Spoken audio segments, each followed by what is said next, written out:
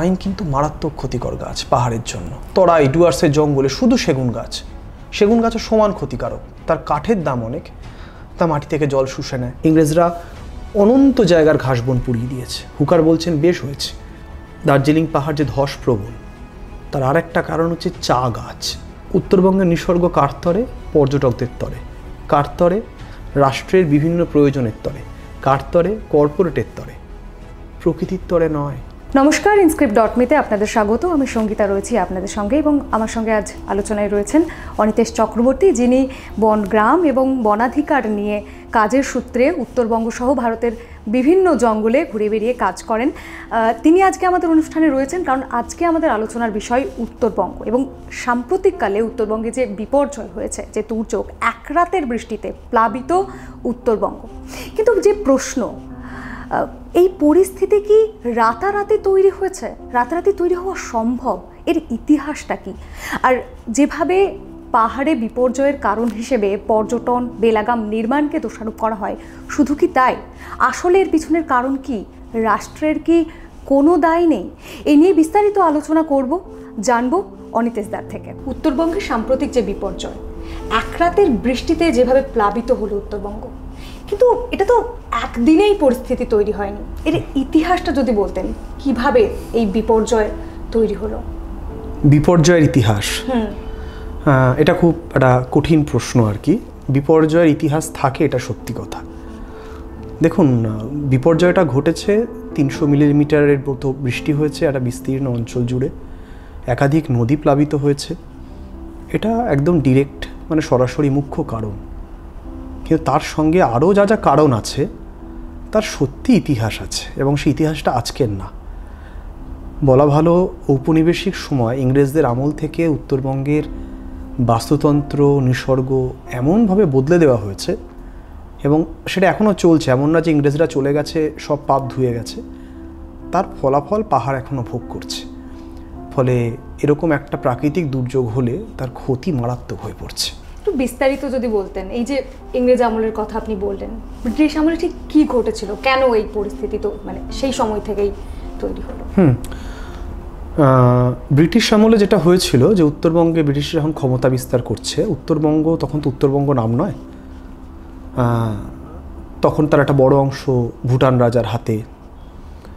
যখন ইংরেজরা আস্তে আস্তে জায়গাটা দখল নিচ্ছেন, ধীরে ধীরে ধীরে ধীরে দার্জিলিং পাহাড়, তরাই, মোরাং ধাপে ধাপে তাদের হাতে আসছে।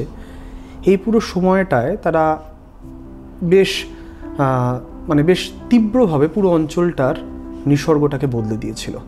সেটা নানাভাবে ঘটেছে। ডুয়ার্সে একরকমভাবে, মানে তরাইতে একরকমভাবে, পাহাড়ে আর একরকমভাবে।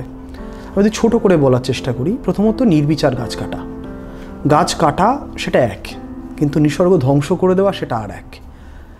গাছ সব জায়গায় কাটা হয়, নিসর্গ ধ্বংস করে পাহাড়ের চরিত্র বদলে দেওয়া সেটা আর এক। এই 3 নম্বরটা ঘটেছে।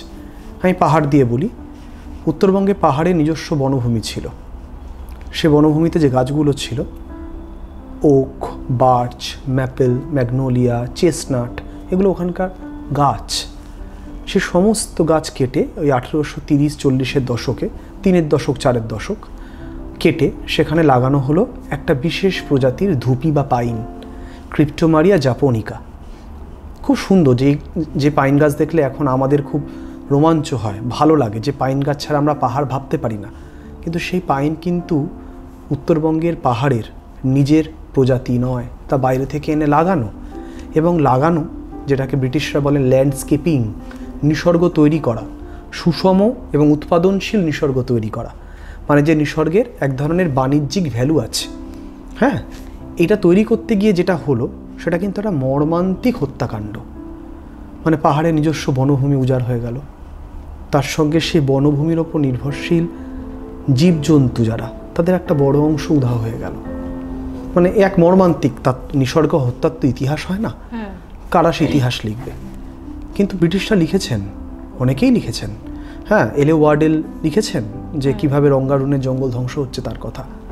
হ্যাঁ, সে অ্যামাং দ্য হিমালয়াস বলে বই, মানে হুকারের লেখায় আছে। হুকার যখন হিমালয়ান জার্নাল লিখছেন, তার আগে তিনি লিখছেন যে তিতলিয়া থেকে মেচি অবধি যাওয়ার পথে যে বিস্তীর্ণ ঘাসবন তা পুড়িয়ে ফেলা হয়েছে। ওটার কথা পরে আসছি, পাহাড়ের কথায় আগে আসি। এই যে ধুপি লাগানো হলো, বিরাট উঁচু একটা সরলরৈখিক গাছ। ধুপি ওই অঞ্চলের গাছ না, সে মাটি থেকে অনেক বেশি জল শোষণ করে, তার পাতায় রাসায়নিক বেশি, তা বিষাক্ত, তা পাহাড়কে ধসপ্রবণ করে তোলে, তা পাহাড়ের অন্যান্য গাছপালা, অন্যান্য প্রজাতির শ্যাওলা লতা এদেরকে খুব একটা বাঁচতে দেয় না। পাখিদের জন্য পাইন ভালো না। পাহাড়ের চরিত্র বদলে গেল, একটা ভঙ্গিল পর্বত, নবীন চরিত্র, তার ধসপ্রবণ হয়ে উঠলো সেটা আরও বেশি, তার কারণ তার নিজস্ব বনভূমি তাকে হারিয়ে মানে তাকে উধাও করে দেওয়া হলো। যে বনভূমি পাহাড়ে নদীগুলোকে বাঁচিয়ে রাখতো, যে বনভূমি পাহাড়ে মাটি আঁকড়ে রাখতো, সেটাকে উধাও করে দেওয়া হলো। এটা গেল 1 নম্বর পাহাড়। তরাই ডুয়ার্সেও এই ঘটনা ঘটেছে। তরাইয়ের একটা বিস্তীর্ণ জায়গায় ছিল ঘাসবন, বুক উঁচু ঘাসবন, কিন্তু ঘাসবন ভয়ের, কারণ ঘাসবন হলে প্রজা বসানো যায় না, রেভিনিউ আসে না, তার মধ্যে বুনো জন্তু থাকে, হ্যাঁ, মেচ ধিমালদের মতো কোটানকোট জঙ্গলি মানুষরা থাকে, তাই ঘাসবন পুড়িয়ে দাও।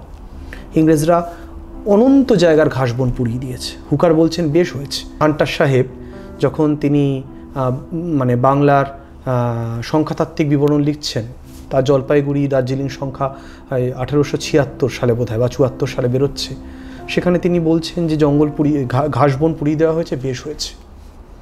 বলছে যে ঘাসবনে পুড়িয়ে দেওয়া হচ্ছে, প্লাস ওখানে শিকার খেলা চলছে, হ্যাঁ, বন্যজন্তু খেলা, বাঘ মারলে 2 পাউন্ড, হাতি মারলে 2 পাউন্ড, গন্ডার মারলে 1 পাউন্ড। এবার শুধু পুরস্কার না, মজা করেও শিকার হচ্ছে, মানে এক হত্যাকাণ্ড। এই হত্যাকাণ্ডর একটা ইম্প্যাক্ট প্রকৃতিতে আছে। পাহাড়ে একরকম, তরাইতে একরকম। তরাই একটা বিস্তীর্ণ অঞ্চলে খয়ের, শিমুল, শাল, তার যে নিজস্ব হ্যাবিট্যাট, তাকে উধাও করে দেওয়া হলো। তার একটা বড় অংশ জুড়ে বসানো হলো সেগুন, টিক, কারণ তার কাঠ দামি, আর কাঠ তো লাগবে, কাঠ না হলে কি করে সেতু হবে, রেল লাইন বসবে, টেলিগ্রামে তার বসবে, লাগবে তো কাঠ, আর কাঠের তো প্রচুর বাজার মূল্য। তার জন্য গোটা অঞ্চলটা নিসর্গ ধ্বংস করে দেওয়া হচ্ছে। তার যে ওখানকার যারা আদি বাসিন্দা, তাদের বেঁচে থাকার ধরন বদলে দেওয়া হচ্ছে। জুমিয়া ছিলেন, তারা জুম চাষ করতেন, পাহাড়ে লেপচারা জুম করতেন। এখানে তরাইতে মেচ, রাভা, লিম্বু, ধিমাল এরা করতেন। এদেরকে প্রথমত তাড়িয়ে দেওয়া হচ্ছে, তারপর তাদেরকে আবার বসানো হচ্ছে প্রজা হিসাবে কাউকে কাউকে।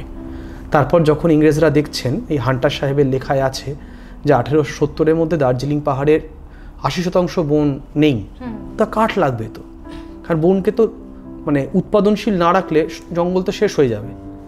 তখন একজন ফরেস্টার, জার্মান ফরেস্টার, হ্যাঁ, ডিয়েট্রিচ ব্রেন্ডিসকে, তাকে নিয়ে আসা হচ্ছে। তিনি নতুন করে ঢেলে সাজাচ্ছেন বন বিভাগকে।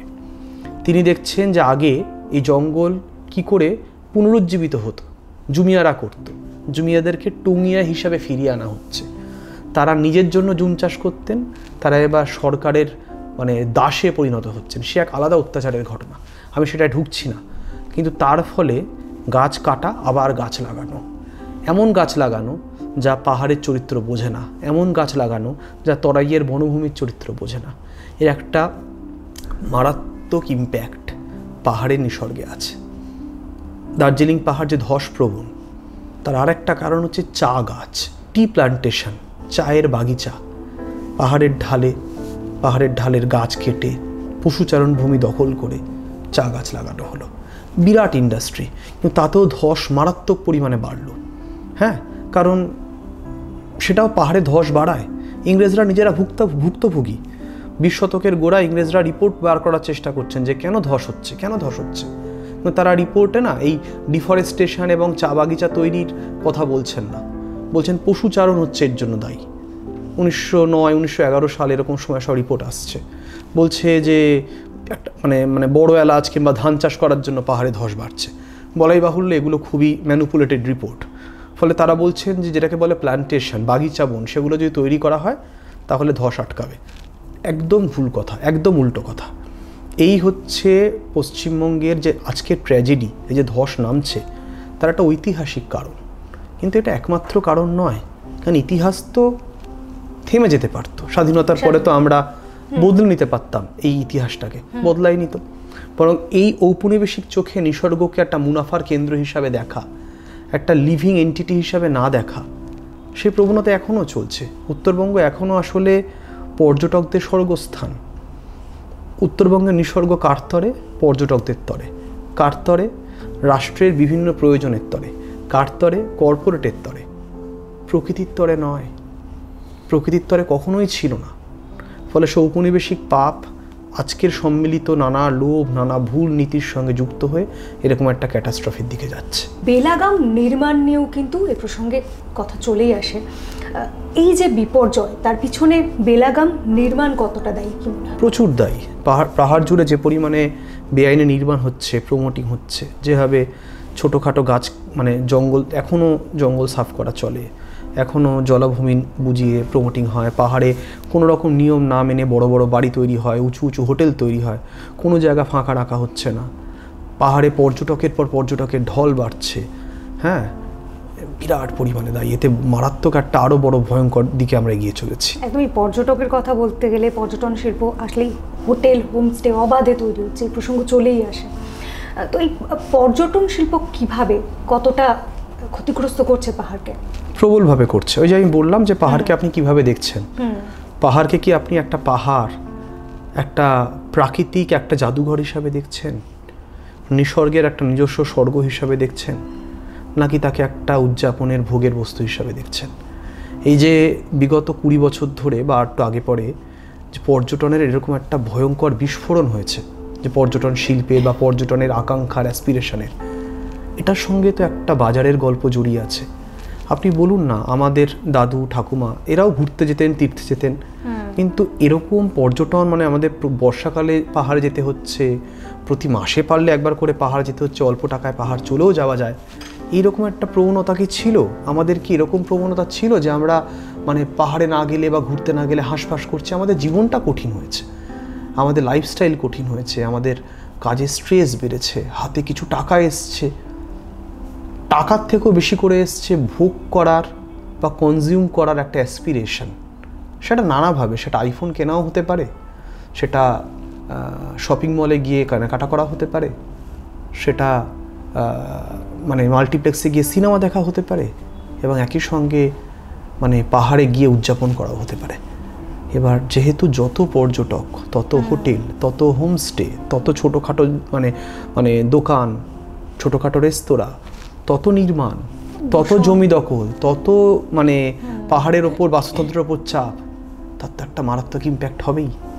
কিন্তু আমি বলবো পর্যটন, ছোটোখাটো স্থানীয় মানুষদের হোমস্টে, স্থানীয় মানুষদের হোটেল, ছোট ছোট ইউনিটের জন্য এত বড় ক্ষতি আসলে হয় না। ওই যেটা বলার চেষ্টা করছিলাম, যে যারা এই পর্যটন জিনিসটাকে আরও বড় আকারে প্রমোট করছেন, সেই দিকটা আরও মারাত্মক ক্ষতিকারক। এটার মধ্যে একটা ফ্যালাসি আছে, আমরা আলোচনায় আসবো, যে বিষয়টাকে এত সহজে বলে দেওয়া যায় না, কারণ সাধারণ মানুষ অবশ্যই পর্যটনের উপর নির্ভরশীল। হ্যাঁ, কিন্তু এ দুদিকই আছে শাখের করাত আর কি। উত্তরবঙ্গের কথা বললে অবশ্যই সেখানকার যে ছোট বড় নদীগুলোর প্রসঙ্গ চলেই আসে, এবং এখানে বিশেষভাবে উল্লেখযোগ্য তিস্তা নদীর কথা। এই তিস্তা নদীকে কেন্দ্র করে যে উন্নয়নের যে কার্যসাধন চলছে, সেই বিষয়টা মানে জানতে চাইবো যে এটা কিভাবে ইম্প্যাক্ট ফেলছে এই মানে উত্তরবঙ্গের বাস্তুতন্ত্র বা এই যে দুর্যোগ পরিস্থিতি কিভাবে তৈরি করছে? উত্তরবঙ্গের সাম্প্রতিককালে যে কটা ভয়ঙ্কর দুর্যোগ হয়েছে, তার একটা বড় কারণ হচ্ছে তিস্তা। সাম্প্রতিককালে যে দুর্যোগটা হলো, সেখানেও তিস্তার ভূমিকা আছে, কারণ তিস্তার জল। তার আগে 2023 সাল চুংথাংয়ে একটা মারাত্মক হরপা বান এলো, একটা হ্রদ ভেসে গেল, 1200 মেগাওয়াটের একটা যে বিরাট বড় ড্যাম, সেটা তিস্তা চোখের পলকে ভাসিয়ে দিল। তারপর সমস্ত ভাসাতে উত্তরবঙ্গ ভাসিয়ে দিল। মানে লক্ষাধিক মানুষ ক্ষতিগ্রস্ত হলেন, বাস্তুহারা হলেন, কতজন আসলে মারা গেলেন, কতজন নিখোঁজ হলেন, তার কোনো হিসেব এখনও অবধি নেই। মানুষের জলে সামরিক অস্ত্র ভেসে আসছে, কারণ সামরিক সেনাবাহিনীর ঘাঁটি, ক্যাম্প উড়ে গেছে, মানে মারাত্মক অবস্থা। তারপরেও দীর্ঘদিন, ইভেন এখনও যদি আপনি উত্তরবঙ্গে তিস্তার পাশ ধরে যান, সে ধ্বংসলীলার কিছু ছাপ এখনও দেখতে পাবেন। এখনও প্রচুর মানুষ ক্ষতিপূরণ পাননি। মানে তখন যখন আমরা উত্তরবঙ্গে তিস্তার পাশ দিয়ে যাচ্ছি তার 1 মাস 2 মাস পরে আমরা দেখছি তিস্তা অনেক নিচে, তার অনেক উপরের অংশে দেওয়ালের ছাদের কাছ অবধি, মানে ছাদ ওখানে থাকে না, মানে বাড়ির দেওয়ালের উঁচু অংশ অবধি পলি লেগে আছে, মানে জল ওই অবধি উঠেছিল আর কি। মানে 27 মাইল 29 মাইল, মানে তারঘেরা বলে গ্রাম, হ্যাঁ, দেওডালি, সে মারাত্মক অবস্থা। রংপো বলে পুরনো গ্রামটা তো ভেসেই গেল। ঠিক আছে, এই বিপর্যয়টা কিন্তু, এটাও একটা, যে কোনো বিপর্যয়ের পিছনে প্রকৃতির ভূমিকা থাকে, কিন্তু এই বিপর্যয়টা কিন্তু প্রাকৃতিক না। তিস্তা নদীটা আর পুরনো তিস্তা নদী নেই।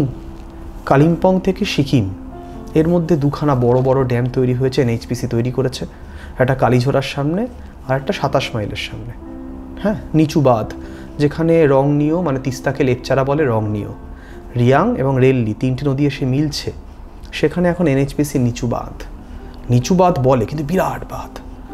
আরও 3টে বাঁধ হবে।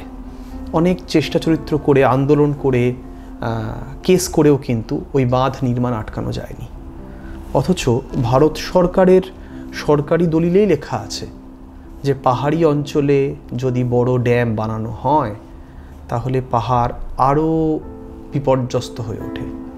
বড় ড্যাম বানানো মানে জলের চাপ বাড়ে, তা পাহাড়ের উপর আরও চাপ তৈরি করে, আরও দুর্যোগপ্রবণ হয়ে ওঠে পাহাড়। অথচ এই অঞ্চলের মধ্যে, এইটুকু অঞ্চলের মধ্যে 5টা ড্যাম হবে, বাকিগুলো নির্মাণ চলছে, 2টো হয়ে গেছে, সিকিমে আরও আছে। এখানেই শেষ না, এমন জায়গায় ড্যামগুলো তৈরি হচ্ছে তার দুপাশটা ধসপ্রবণ। পাহাড়ের 30টার বেশি মারাত্মক ধসপ্রবণ এরিয়া চিহ্নিত করেছেন বিশেষজ্ঞরা। তা 10টার বেশি হচ্ছে তিস্তা ভ্যালি রোড বরাবর, প্রায় 16-17টা হতে পারে, আমি এক্স্যাক্ট তথ্যটা মনে নেই। এবং কাজ চলতে চলতে ধস নামছে, আপনি গেলে দেখবেন যে লোহার খাঁচা দিয়ে আটকানো হয়েছে ধস, তারপরও ধস নামে। এখনও এইবারও ধস নেমেছে। 10 নম্বর হাইওয়ে ধসে বারবার করে ভেঙে চুরে যাচ্ছে, কখনো তিস্তা ভাঙছে, কখনো ধস ভাঙছে। অথচ উন্নয়ন চলছে, কিন্তু উন্নয়ন কিন্তু বন্ধ হয়নি। ছোট রাস্তা, সেটাকে 4 লেন রাস্তা বানানো হচ্ছে। এখানেই শেষ না, সেবক রংপো ব্রডগেজ রেলপথ তৈরি হচ্ছে।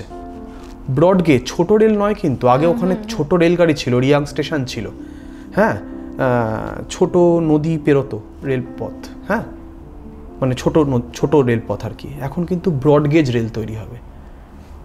পাহাড় ফুঁড়ে 39 কিলোমিটারের টানেল তৈরি হচ্ছে, 14টা টানেল, 22টা রেল ব্রিজ, 45 কিলোমিটারের টোটাল রেলপথ। মানে অবিশ্বাস্য ধ্বংসলীলা। এমন একটা অঞ্চলে হচ্ছে 100 হেক্টরের কাছাকাছি বনভূমি ধ্বংস, যার 90% কাছাকাছি পশ্চিমবঙ্গের বনভূমি।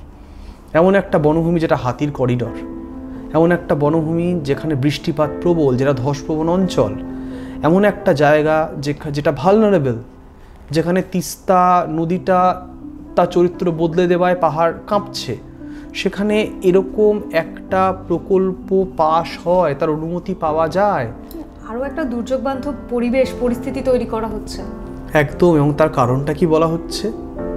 পর্যটকরা রেলপথে সিকিম যেতে পারবে, বাণিজ্য বাড়বে, চীনের সঙ্গে ভারতের সম্পর্ক যেখানে দাঁড়িয়ে আছে সেখানে এই রেলপথ সামরিক এবং অন্যান্য নানা রাজনৈতিক কর্মকাণ্ডের ক্ষেত্রেও ভারত রাষ্ট্রকে একটা হেল্প করবে। এই ধরনের কথা যখন চলে আসে তখন এই উন্নয়নযোগ্য হয়ে পড়ে রাষ্ট্রের স্বার্থে। ফলে আদালতও না এর বিরুদ্ধে কোনো কথা শুনতে চায় না। ফলে আপনি কাকে বলবেন, কাকে বোঝাবেন যে এটা তো অঞ্চলটাকে ধ্বংস করে দেবে? পর্যটনের নামে একটা অঞ্চলকে ধ্বংস করে দেওয়া যায় না, একটা নদীকে মেরে ফেলা যায় না, পাহাড়কে আরও বিপজ্জনক, আরও ধসপ্রবণ করে তোলা যায় না। তিস্তা শুধুমাত্র ওই অঞ্চলটাকে তো ভাসাচ্ছে না, গজলডোবার দিকে আসুন, কত জায়গা ভেসে গেছে, কত গ্রাম চলে গেছে। হ্যাঁ, গজলডোবা 10 এক্স্যাক্ট, মানে আর নেই ওই গ্রামটা, 10 না 12। গ্রামটা কোথায়? ধরা যাক এই তিস্তার ভাটিতে একটা গ্রাম, 2টো গ্রাম, একটা লালটং, একটা হচ্ছে চমুকডাঙ্গা। মানে বক্সার হাতি ওইখান থেকে যে ঘুরে ঘুরে আসে, তন্ডু, চালসা, বক্সা, হ্যাঁ, মানে এই অঞ্চলগুলো ঘুরে ঘুরে ঘুরে ঘুরে তোরসা পেরিয়ে তিস্তার ভাটিতে এসে তারা এই লালটং গ্রামটাকে পেরিয়ে তারা মহানন্দায় ঢুকে পড়ে। এটা ওদের একটা দীর্ঘ দিনের একটা রুট, একটা পথ। লালটং গ্রামটাই গত বছর উড়ে গেছে, নেই আর। নদী তিস্তার চর ঘেঁষে থাকা একটা চমৎকার গ্রাম নেই, গ্রামটা নেই। চমুকডাঙ্গা গ্রামটা নেই। সেই গ্রামের লোকজনকে শহরের শিলিগুড়ির কাছে একটা বস্তিতে ট্রান্সফার করে দেওয়া হয়েছে। এরকম কত হাজার কত লক্ষ মানুষ যে উদ্বাস্তু হয়ে অন্যত্র সরে গেছেন কেউ জানে না। তাদের জনজীবন কী হবে? তারা তো দীর্ঘদিন ধরে একটা অন্য জায়গায় ছিলেন। কিছু ক্ষতিপূরণ, অনেক ক্ষতিপূরণ নয়। আর এই একটা অদ্ভুত দুর্যোগের অর্থনীতি হয়েছে যে রাস্তা ভেঙে যাক আবার সারিয়ে দেবো, ব্রিজ ভেঙে যাক আবার সারিয়ে দেবো। হ্যাঁ, মানে আলটিমেটলি এতে কি হয়? উন্নয়ন যেন না আটকায়, উন্নয়ন যেন না আটকায়, পর্যটকদের যেন মানে কোনো সমস্যা না হয়। বড় বড় খবরের কাগজে আমরা দেখছি পর্যটকরা আটকে নেমে আসছেন। আসলেই প্রশ্ন উঠে যায়, এটাকে কি আমরা উন্নয়ন বলবো? উন্নয়ন তো বটেই। আগে আমরা বলতাম ছোটবেলায় অপ উন্নয়ন, কিন্তু তারপরে আমরা বোঝার চেষ্টা করেছি, এই তর্কটা অনেকে করেন যে উন্নয়ন আর অপ উন্নয়ন শব্দ দুটো শুনতে আলাদা হতে পারে, তার চরিত্রগত খুব একটা কোনো পার্থক্য নেই। সাম্প্রতিক যে দুর্যোগ, দুধিয়ার মতো ব্রিজ আমরা দেখলাম ভেঙে গেল, বারবার ধস নামে উত্তরবঙ্গে দার্জিলিংয়ের পাহাড়ে। এই যে পর্যটন একটা অন্যতম কারণ আপনি বললেন, এবং বেলাগাম নির্মাণ, তাহলে করণীয়টা কি? কি করতে হবে? কি করলে এই যে দুর্যোগ বা বিপর্যয় সেটার হাত থেকে রক্ষা পাওয়া যাবে, সেটা আটকানো যাবে? প্রথমত আগে অ্যাডমিট করতে হবে, এটা আগে বুঝতে হবে যে এটা একটা মানে এরকমভাবে তাপ্পি মেরে মেরে কাজ চলে না। দুধিয়া ব্রিজ ভেঙে গেল, দুধিয়া ব্রিজের ভারবহন ক্ষমতা পরীক্ষা করা হয়েছে গত 30-40 বছরে। যখন তৈরি করা হয়েছিল তখন পাহাড়ের ডিনামিক্স কী ছিল, এখন কি ডিনামিক্স? তখন ভারবহন ক্ষমতা কত ছিল, এখন তার ভারবহন ক্ষমতা কোথায় এসে দাঁড়িয়েছে আমি জানি না। যারা তৈরি করেছেন তারা বলতে পারবেন, বা হয়তো যারা রক্ষণাবেক্ষণ করেন। কিন্তু এমনটা নয় যে এটা একটা আনএক্সপেক্টেড ঘটনা। 2015 সাল, আজ থেকে 10 বছর আগে, এই দুধিয়া, সুখিয়া ফকরি, মিরিকের একটা বড় অংশে ধস নেমেছিল। 40 জনের কাছাকাছি মারা গেছিলেন, প্রচুর ক্ষয়ক্ষতি। 10 বছর আগের ঘটনা। যারা মারা গেছিলেন তাদের তো স্মৃতি, মানে তাদের পরিবারের তো স্মৃতি ক্ষত পূরণ হয়নি, বা যারা স্থানীয় মানুষ। কিন্তু আমরা মনে রেখেছি। আমরা কি 2 বছর আগে তিস্তার মারাত্মক ঘটনা মনে রেখেছি? বিগত 120-25 বছরে এমন কোনো দশক আসেনি সঙ্গীতা যে দশকে দার্জিলিং কোনো না কোনো মারাত্মক ধসের ঘটনা দেখেনি। কখনো সেখানে 60 জন মারা গেছেন, কখনো 600 জন মারা গেছেন। এটা তো আজকের ব্যাপার না। এবারে এই ঘটনা যখন ধারাবাহিক, পাহাড়ের সঙ্গে জড়িয়ে আছে লাস্ট 100-150 বছরের তার ইতিহাসের সঙ্গে, তখন তো প্রশ্ন করা উচিত যে অন্ততপক্ষে কোথাও একটা থামবো। এর কোনো শর্টকাট মেথড হয় না। থামবো, প্রকৃতি পারছে না, সিগন্যাল দিচ্ছে। এই থামার অর্থ হচ্ছে যা হয়ে গেছে সেখানে প্রথমত দাঁড়ি টানা, তারপর পিছনো। এই যে দুটো কথা বললাম, এ দুটো কথা অবাস্তব। রাষ্ট্রের পরিভাষায় দুটো কথায় রাষ্ট্রের অর্থনীতি নষ্ট হয়, তার জিডিপি কমে যায়। আপনি কি করে থামতে বলবেন? তার মানে আপনি স্বীকার করে নিলেন পাহাড়ে আপনি যদি থামতে বলেন তাহলে আপনাকে ধরে নিতে হবে পাহাড়ে আর নতুন কোনো হোটেল হবে না, নতুন কোনো নির্মাণ হবে না। এটা সম্ভব? কোনো শহরের চরিত্র এরকম যে শহরে নির্মাণ থমকে গেছে এবং আস্তে আস্তে কমিয়ে ফেলা হচ্ছে? এটা অসম্ভব। আমরা বলতে পারি, কিন্তু এটা সম্ভব। মানে আমাদের পশ্চিমবঙ্গ সরকার, কেন্দ্রীয় সরকার, মানে রাষ্ট্রের নানা রকম উইং, কেউ বলবেন এটা যে পাহাড় জুড়ে নির্মাণ স্টপ, অবৈধ নির্মাণ স্টপ? কেউ বলতে পারেন? আমার মনে হয় না কেউ বলবেন। স্থানীয় মানুষ তারা পর্যটনের সঙ্গে অভ্যস্ত হয়ে গেছে, তাদের অ্যাসপিরেশন লেভেল বেড়ে গেছে।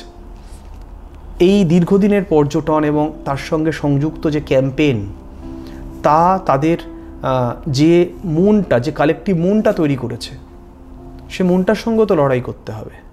আপনি লড়াই করতে পারছি? এর কোনো সাদা চোখে এর কোনো স্থূল ব্যাখ্যা আমি বলতে পারি, কিন্তু আসলে এটা খুব মর্মান্তিক। আমাকে যদি জিজ্ঞাসা করেন কি করণীয়, আমি বলবো পর্যটনকে অর্ধেক করতে হবে, সমস্ত বেআইনি নির্মাণ নষ্ট করতে হবে, মানে ভেঙে ফেলতে হবে। প্রমোটিং হচ্ছে ওখানে যে রাজনৈতিক যারা পাহাড়ের ক্ষমতা কুক্ষিগত করেন, তারা পাহাড়ের সব থেকে বড় প্রমোটার হয়ে ওঠেন। হ্যাঁ, সে বিমল গুরুংও ছিলেন, অনিত থাপাও তাই। বন্ধ করতে হবে। ছোট বড় এখনো গাছ কাটা হয়, বন্ধ করতে হবে। শুধু মানে স্থানীয় মানুষরা গোপনে মানে গাছ কাটে না, সব থেকে বেশি গাছ কাটে বন দপ্তর। বন্ধ করতে হবে। এবং এটা পাহাড়ের ব্যাপার না, তরাইয়ের ব্যাপারও তাই। তরাইয়ের কি অবস্থা? একই অবস্থা। একে তো জঙ্গলের চরিত্র চেঞ্জ হয়ে গেছে, মানে ভয়ঙ্কর অবস্থা। সেখানেও একই কথা, নির্মাণ বন্ধ করতে হবে। এই নির্মাণ বন্ধ করাটা কিন্তু অনেক সময় রাষ্ট্রের কাছে অজুহাত। রাষ্ট্রের প্রসঙ্গ বারবার যখন আসছে, আমি বলি যে সাম্প্রতিক যে দুর্যোগটা নিয়ে পশ্চিমবঙ্গের মুখ্যমন্ত্রী মমতা বন্দ্যোপাধ্যায় তিনি বললেন যে ভুটান, সিকিমের জলে উত্তরবঙ্গের বিস্তীর্ণ এলাকা, নাগরাকাটার কথা তিনি বললেন, ডুয়ার্সের কথা বললেন, যে এগুলো একদম ভেসে গিয়েছে। কিন্তু সত্যিই কি অন্য কারোর উপর দোষ চাপিয়ে রাষ্ট্র দায়মুক্ত হতে পারে?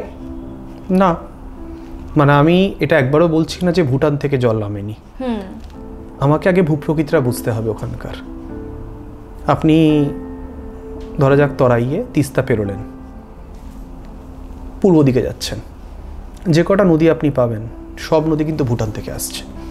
সে লিস, ঘিস, চেল, মাল, নেওড়া, মূর্তি, তন্ডু, পরপর দইনা বা ডায়না, তারপরে তোর্ষা পেরোলেন, কালজানি, বামনি, ডিমা, জয়ন্তী, রায়মাটাং, রায়ডাক, যেটা আসলে ওয়াংচু ভুটানে, যেটা সম্প্রতি যেটা বাঁধ ভাঙার মতো পরিস্থিতি তৈরি হয়েছিল।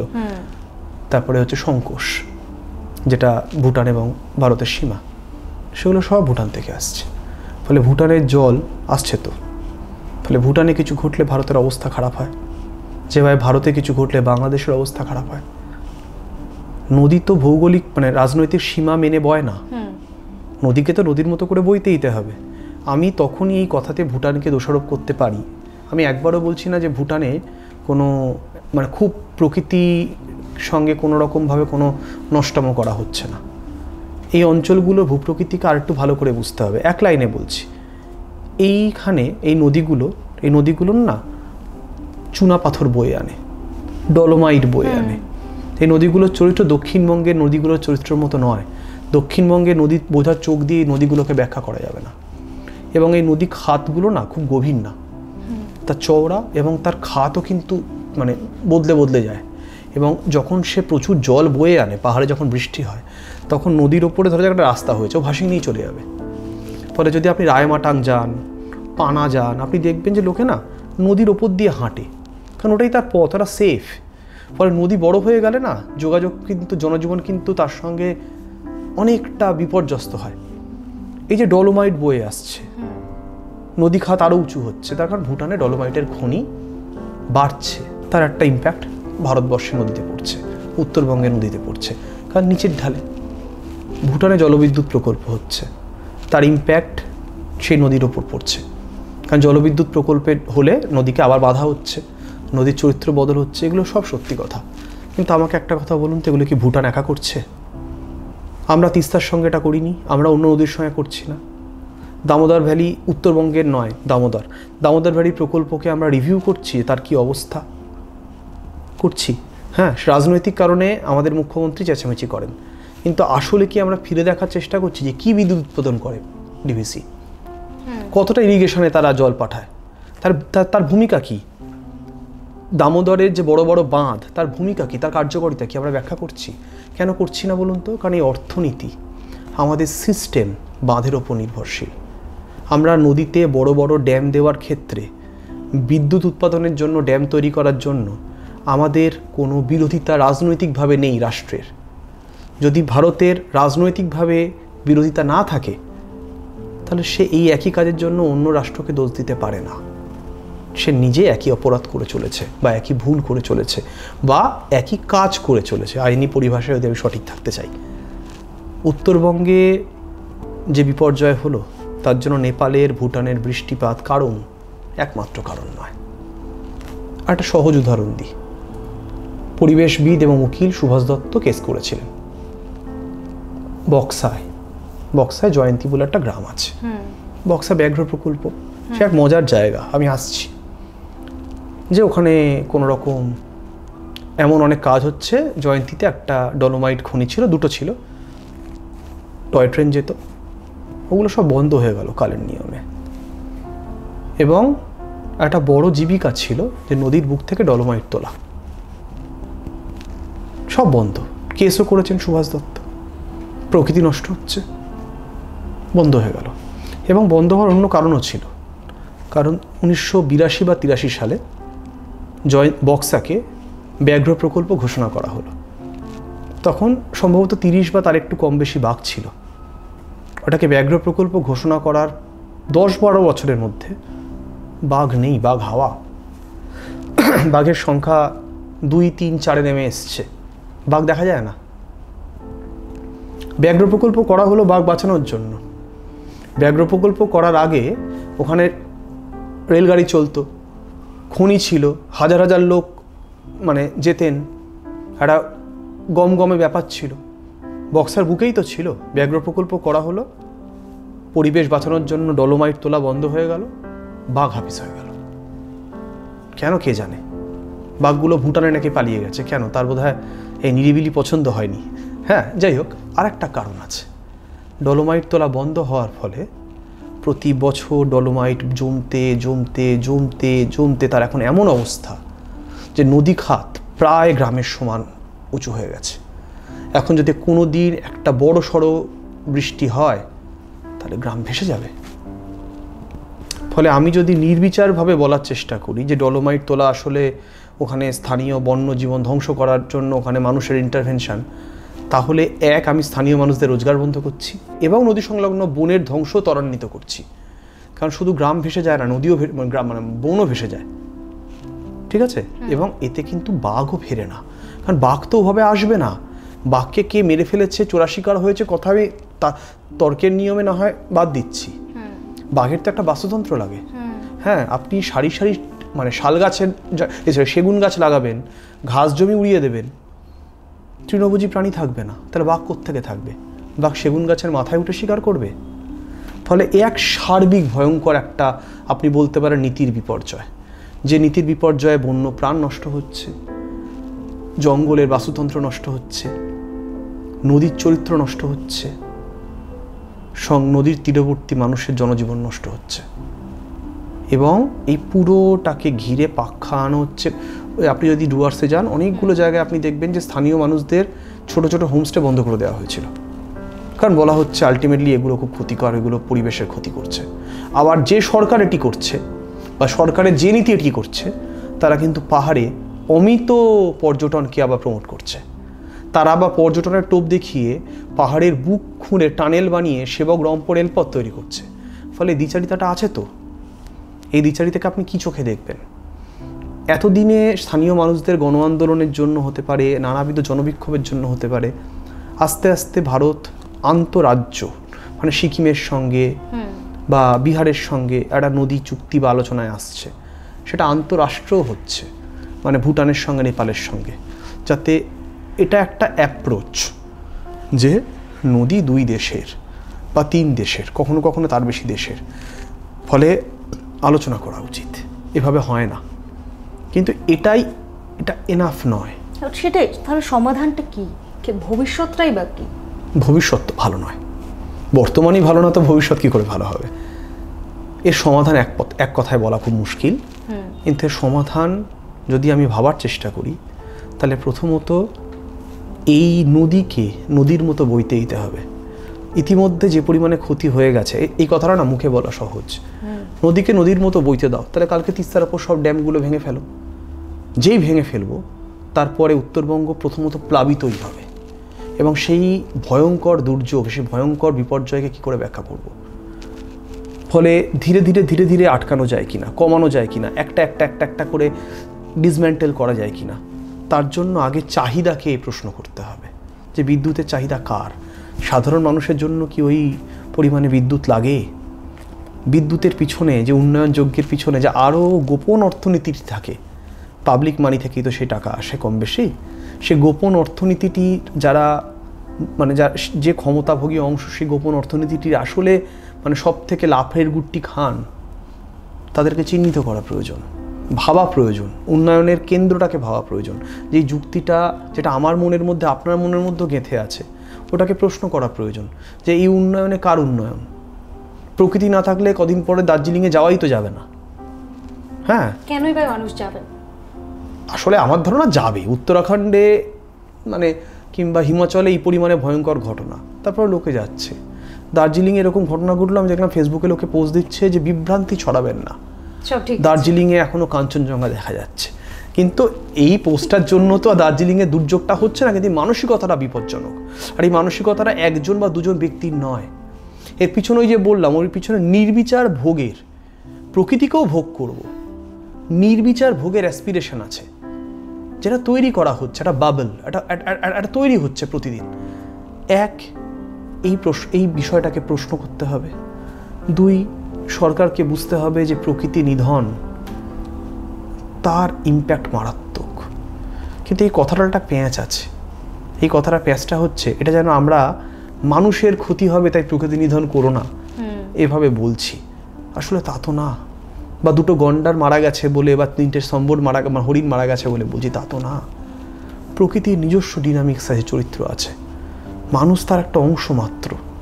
হ্যাঁ, আমি মানুষের স্বার্থটা দেখে ফেলি, যতই রাগঢাক করে কথা বলি, ওই স্বার্থটাকে বাদ দিয়ে কথা বলতে পারবো না, এটা আমার প্রজাতিগত ইনস্টিংক্ট বা আমার চৈতন্য ওটা আছে। কিন্তু প্রকৃতি, নিসর্গ, উত্তরবঙ্গের নিসর্গকে যে পরিমাণে তছনছ করা হয়েছে, তার একটা ইম্প্যাক্ট আসবেই। দ্বিতীয় পয়েন্ট হচ্ছে, আর তো ধ্বংস করা উচিতই নয়, সমস্ত পাপ স্খালনও সম্ভব না। আমি কি সমস্ত চা বাগান নষ্ট করে দিয়ে ওখানে প্রাকৃতিক বনভূমি তৈরির জন্য এই মুহূর্তে সুপারিশ করবো? এটা করা যায়? মানে কত মানুষের জীবন জীবিকা, পুরো ইতিহাসটাই ওখানে বদলে গেছে। হ্যাঁ, বদলে গেছে আর কি, তো করা যায় না। যে বাগিচা বনগুলো আছে সেগুলোকে এখন আমি বলবো যে না, বাগিচা বনগুলোকে উড়িয়ে দিয়ে ওখানে এখন প্রাকৃতিক বন তৈরি করার, ওভাবে হয় না। হ্যাঁ, রিক্লেমিং দ্য ফরেস্ট ওভাবে হয় না, সময় লাগে। কিন্তু প্রথমত এই বিষয়টা নিয়ে ভাবা উচিত যে নদীকে কিভাবে দেখব, পাহাড়ে পর্যটন উন্নয়নকে, প্রমোটিংকে, বেআইনি নির্মাণকে কিভাবে দেখব, নদীর চরে বিভিন্ন জায়গায় বেলাগাম, পাথর তোলা, বালি তোলা স্থানীয় মানুষজনও করেন, কারণ পেটের প্রয়োজন। কিন্তু সে তো স্থানীয় মানুষজন অল্প অল্প করছে, কিন্তু র্যাকেট কি পরিমাণে করছে, রাজনৈতিক র্যাকেট কি পরিমাণে করছে, সেগুলোকে প্রশ্ন করা, সেগুলোকে আটকানো। কিন্তু সব থেকে বেশি করে এই যে বড় উন্নয়ন প্রজেক্ট, ওই 4 ধাম প্রকল্পের মতো সেবক রংপো, তিস্তা ড্যাম, এগুলোকে বন্ধ করা উচিত ইমিডিয়েটলি। একটা কথা মাথায় রাখবেন, এই কথাটা আমরা উত্তরবঙ্গে যারা যাই, জঙ্গল নিয়ে কাজকর্ম করি, আমরা বারবার করে বলি। আমি একবারের জন্য বলছি না যে স্থানীয় মানুষ গাছ কাটেন না, স্থানীয় মানুষ বেআইনি নির্মাণ করেন না, করেন। কিন্তু স্থানীয় মানুষ গাছ কাটেন, লোভে পড়ে কাটেন, প্রয়োজনে কাটেন। কিন্তু রাষ্ট্রের থেকে, সরকারের থেকে, বন দপ্তরের থেকে বেশি গাছ স্থানীয় মানুষ কাটতে পারে না। অত তার ক্ষমতা নেই যে বড় বড় ক্রেন এনে, করাত এনে জঙ্গল পুরো কেটে চলে যাবে। ইলিসিট গাছ কাটা হয় উত্তরবঙ্গে, বারবার করে বেআইনি গাছ কাটার একটা প্রবণতা তৈরি হয়েছে। জেএনএলএফ যখন গোর্খাল্যান্ড আন্দোলন হচ্ছে, জেএনএলএফ পাট্টা বিলি করতো যে গাছ কাটো। এমনকি জঙ্গল সাঁওতালের মতো মানে নকশাল আন্দোলনে প্রবাদ প্রতিম নেতা এককালে কানু মজুমদারের অন্যতম সতীর্থ, শুনেছি তিনিও এই জঙ্গল কাঠের ব্যবসায় ঢুকে গেছিলেন। সেই জঙ্গল সাঁওতাল যাকে নিয়ে সমরেশ বসু মহাকালে রথের ঘোড়ার মতো উপন্যাস লিখেছেন, প্রবাদ প্রতিম লোক, তিনিও কিন্তু গাছ কাটার ব্যবসায় ঢুকে গেছিলেন। কিন্তু তার ব্যবসায় ঢুকে পড়ার জন্য উত্তরবঙ্গে জঙ্গল ধ্বংস হয়নি। উত্তরবঙ্গে জঙ্গল ধ্বংস হয়েছে একটা প্রবণতার জন্য, সেখানে ইলিসিট গাছ কাটা একটা ফ্যাক্টর। কিন্তু এই যে নিসর্গ পরিবর্তন হয়ে গেল, এটা স্থানীয় মানুষরা করতে পারেন না। এটার জন্য রাষ্ট্রশক্তির, এটার জন্য সরকারি একটা সরকারি নীতির প্রয়োজন হয়। স্থানীয় মানুষরা কি পাহাড় ফুঁড়ে টানেল বানাবেন?